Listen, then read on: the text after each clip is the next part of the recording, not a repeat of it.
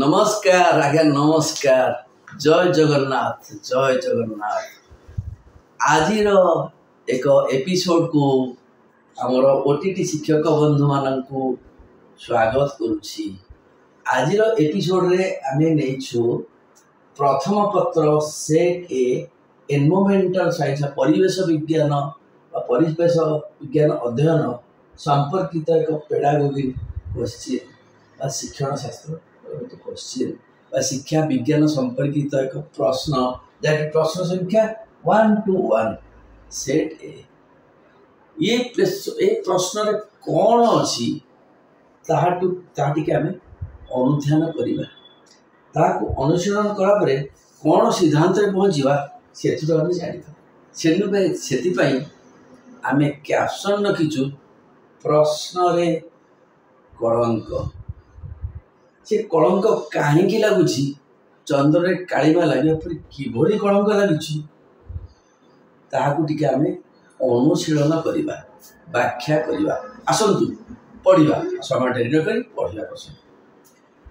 परिवेश अध्ययन ये तो विषय ना परीक्षण में ये गोटे वेरी डिफिकल्ट। परीक्षण हूँ एक्सपेरिमेंटेशन नॉट एक्चुअली टेस्ट और एग्जामिनेशन। परीक्षण में व्यवहृत होउथिबा अच्छा ठीक अच्छे विभिन्न प्रकार प्रश्न ये क्वेश्चन विभिन्न प्रकार प्रश्न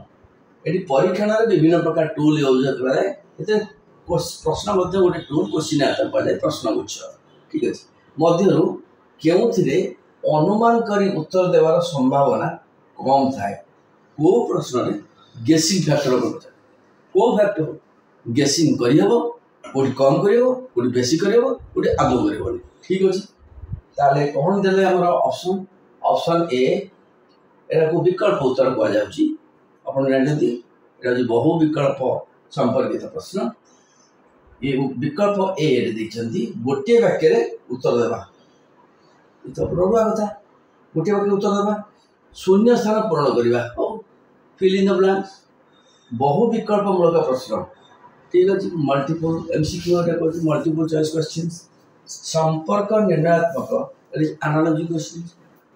अब इंग्राजी पार्टा पढ़ा out of different type of test items it is test items ये आगे गुरु चंडाल दोष होगा टेस्ट आइटम्स ठीक अच्छे and experimentation and test items are different things tools and techniques पढ़ा दरकार टे बुझा दरकार टे भीतर को पशिया दरकार ना प्रश्न करदे एमती अड़ुआ पड़ा गया। Test items in environmental studies which type of question not what type of questions ये गोटे छाड़ दिए कौन कर what type of question question guessing करा डज पजेस लेस प्रेशर नाइन ये तो मॉडरेशन है बोलते हो कि इंग्राजी हमको आउथि पड़े बोलते इंग्राजी बोलते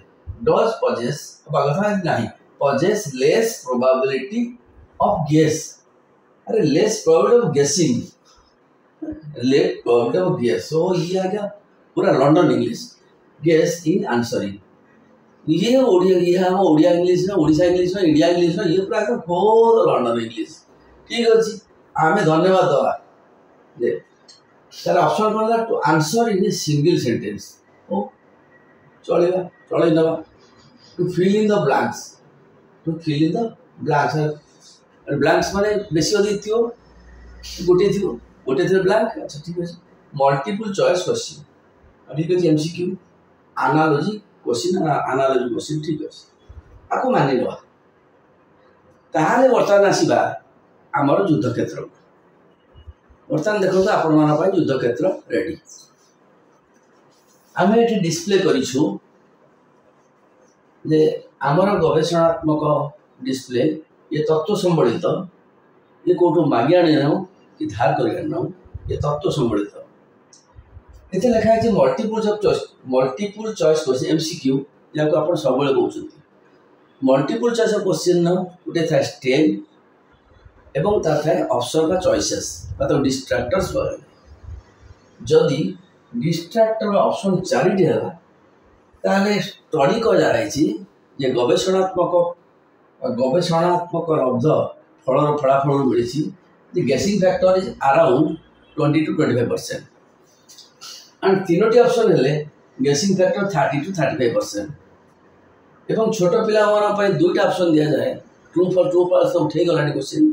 दुईटा ऑप्शन दिया जाए 50% अप्रोक्सीमेटली गेसिंग फैक्टर जहाँ नहीं आखि बुझिकी गेस कर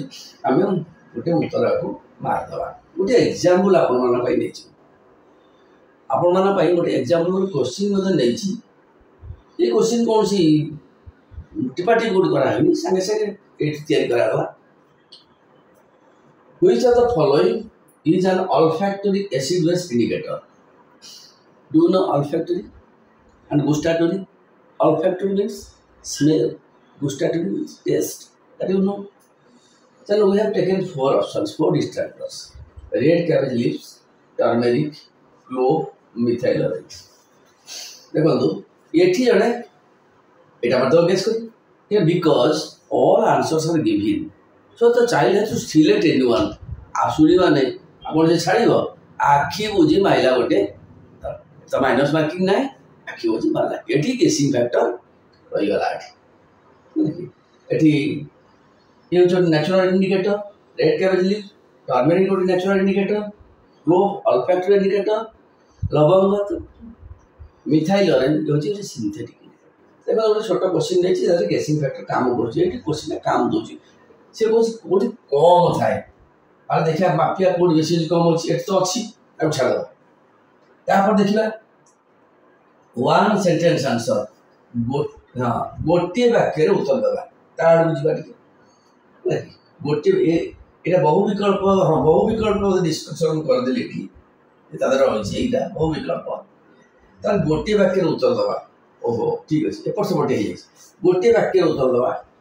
ताले मुझे गोटे क्वेश्चन देती गोटे वाक्य उत्तर हो ये क्वेश्चन आप बोर्ड एग्जाम कहीं सीबीएसई एग्जाम पढ़ी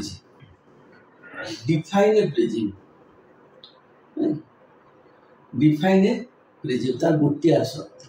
triangular 2 triangular bases and 3 lateral rectangular surfaces over अच्छा ये कौन तू से कौन guess करिवो तुनो he has to recall the definition माने he has to recall from his mind actually what he has studied what he has memorized okay and what he has understood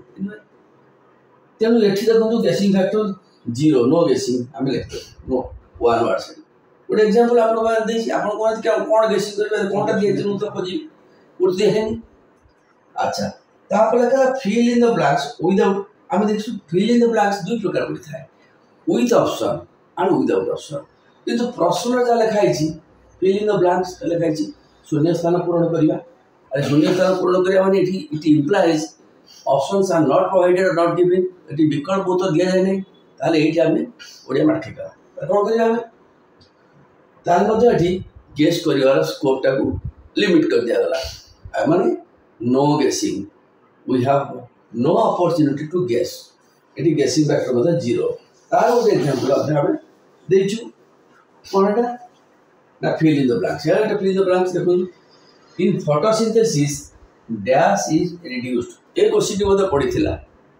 A question मते CBSE board exam रे पढ़िथिला आगे देखंतु ये कौन करेंगे कहूँ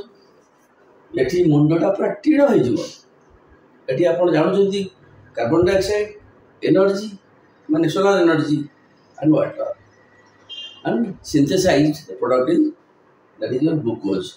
but during the chemical process which one is reduced the answer is carbon dioxide तो carbon dioxide is reduced to form carbohydrate that is glucose तेणु देखो ये कौन गेसिंग कर जदि से ये कुछ न बुझी ये रिकल भी कम दब ना आज्ञा से रिडक्शन ऑक्सीडेशन रिडक्शन बुझी एमती रिकल एवं नॉलेज अंडरस्टैंडिंग दीटा कम दब ये देखो गेसिंग फैक्टर है 0 विदाउट ऑप्शन आम ऑप्शन देनु पचारू ये प्रश्न पढ़ी परीक्षा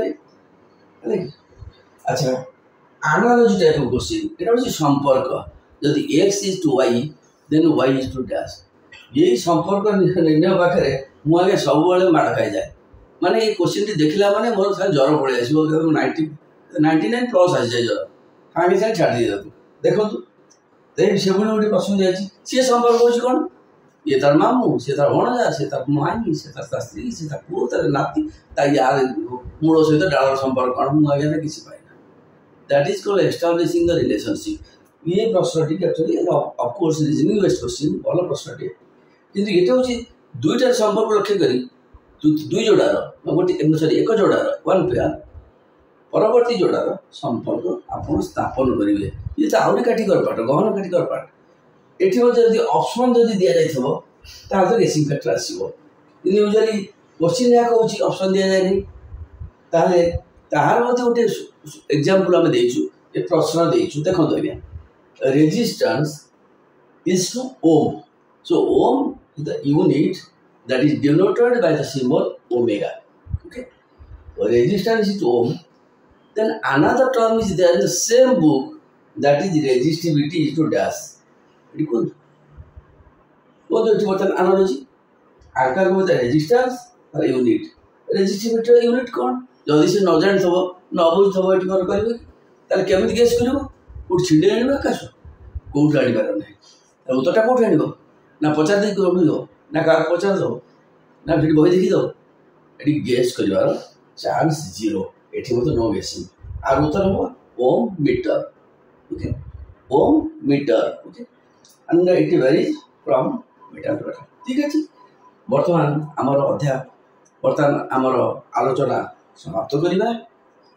एठू आम जानिलु जे ये प्रश्नटी संपूर्ण डिफेक्टिव अच्छी आधार किसी त्रुटि विच्युति अच्छी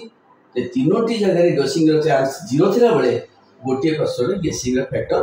अबाउट 25% अच्छी तेणु आर उत्तर कौन हम आपण मैंने स्थिर करेंगे आम उपस्थापक आप विचारक तेणु